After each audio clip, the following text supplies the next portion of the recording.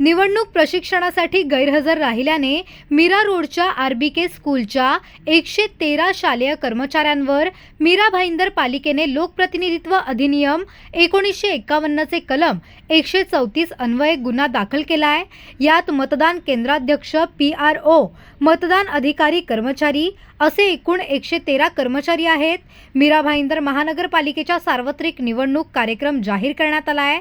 त्या अनुषंगाने निवडणुकीचे कामकाज करण्याकरिता विविध खासगी, शासकीय, निमशासकीय शाळेच्या कर्मचाऱ्यांना मीरा भाईंदर पालिकेच्या आयुक्तांनी दिनांक 26 आणि 27 डिसेंबर 2025 तसेच 5 आणि 6 जानेवारी 2026 रोजी निवडणुकीच्या प्रशिक्षणासाठी हजर राहण्याचे आदेश दिले होते। मात्र मीरा रोड पूर्वेकडील आरबीके स्कूलच्या 113 कर्मचारी गैरहजर राहिले होते। त्या संदर्भात पालिकेने त्यांना नोटीस देऊन 2 जानेवारी रोजी लता मंगेशकर नाट्यगृहात प्रशिक्षणासाठी हजर राहण्याचे आदेश दिले होते। मात्र त्यावेळीही ते हजर राहिले नाहीत।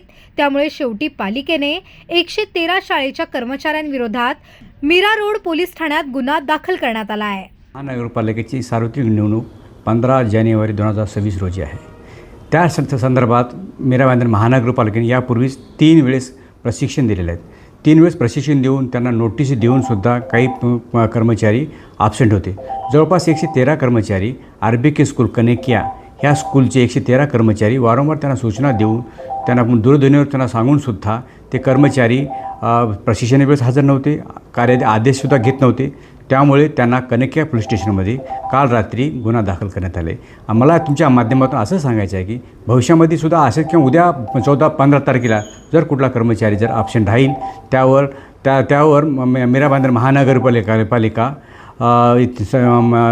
लोकप्रतिनिधी अधिनियम 1951 चे कलम 134 नुसार कारवाई करण्यात येईल। त्यामुळे कृपया सर्व कर्मचाऱ्यांना ज्यांना आदेश बजावण्यात आले त्या कुठल्याही कर्मचाऱ्यांनी सदर इलेक्शनच्या दिवशी गैरहजर राहू नये, अन्यथा आम्हाला संबंधित पोलीस स्टेशनवर गुन्हा दाखल करण्यात यावं लागेल।